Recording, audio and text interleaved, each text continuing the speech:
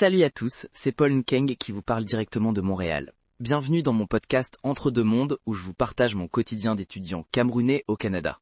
Attachez vos ceintures, ça va décoller. Aujourd'hui, je vais vous raconter comment je jongle entre ma vie universitaire, mon job et mes amis. C'est intense, c'est fou, mais c'est tellement enrichissant. Vous êtes nombreux à me demander comment j'ai réussi à venir étudier ici. Alors restez jusqu'à la fin, j'ai quelque chose de spécial pour vous. Commençons par la fac. Je suis en 3e année d'ingénierie informatique à l'Université de Montréal. Les cours sont exigeants, surtout le projet de développement d'applications que je dois rendre dans 2 semaines. Hier, j'ai passé 8 heures non-stop à la bibliothèque pour finaliser mon code.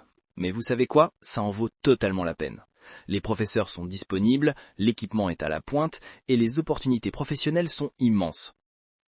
D'ailleurs, parlons boulot. Je travaille 15 heures par semaine dans une start-up technologique. Au Québec, les étudiants internationaux peuvent travailler à temps partiel pendant leurs études. Et croyez-moi, c'est une chance incroyable. Non seulement ça aide financièrement, mais c'est aussi un tremplin professionnel. Mon patron m'a déjà proposé un stage rémunéré pour l'été prochain.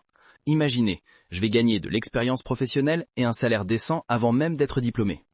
Et la vie sociale dans tout ça, contrairement à ce qu'on pourrait croire, elle est incroyablement riche. Montréal est une ville multiculturelle où il y a toujours quelque chose à faire. Le week-end dernier, j'ai assisté au festival de jazz avec mes amis. 2 Québécois, une Française et un Sénégalais. Cette diversité est l'une des choses que j'aime le plus ici. On apprend constamment des autres cultures tout en partageant la nôtre. Bien sûr, le Cameroun me manque parfois. La nourriture de ma mère, l'ambiance des rues de Yaoundé, la famille. Mais j'ai trouvé une communauté camerounaise très soudée ici. On se retrouve régulièrement pour cuisiner des plats traditionnels et parler de chez nous. C'est comme avoir un petit bout du Cameroun au Canada. Je ne vais pas vous mentir, le parcours pour arriver jusqu'ici n'a pas été facile. Les démarches administratives, la recherche d'université, la préparation aux examens de langue, le financement, c'est un vrai marathon. Mais avec la bonne préparation et les bonnes informations, c'est totalement réalisable. Et justement, si vous rêvez d'étudier au Canada, j'ai créé un guide complet qui détaille étape par étape comment immigrer au Canada en 2025.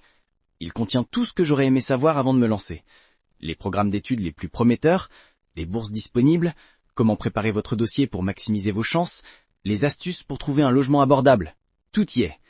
Pour télécharger ce guide, rendez-vous sur mon site web mentionné dans la description de cet épisode. Avant de vous quitter, j'aimerais vous parler d'un autre projet passionnant. Je prépare une série spéciale sur l'intégration en Afrique du Sud, une autre destination incroyable pour les étudiants et professionnels africains.